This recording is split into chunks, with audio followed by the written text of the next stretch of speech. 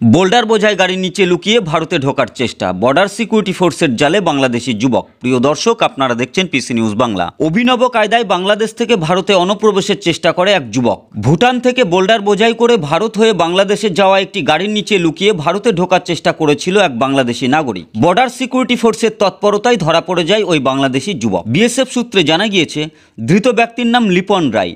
নিয়মিত প্রত্যেক দিনই ভুটান থেকে বোল্ডার বোঝাই গাড়িগুলি ভারত হয়ে বাংলাদেশে যায় এবং বাংলাদেশে গাড়ি খালি করে ফেরত আসে।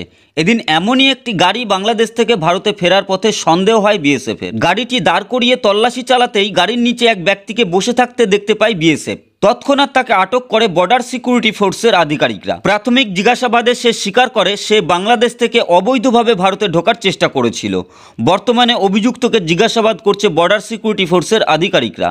Bureau report, PC news Bangla. PC news বাংলার যে কোনো খবর সবার আগে পাওয়ার জন্য লাইক করুন আমাদের পেজে এবং ফলোইং অপশনে গিয়ে সি ফার্স্ট অপশনটি ক্লিক করুন।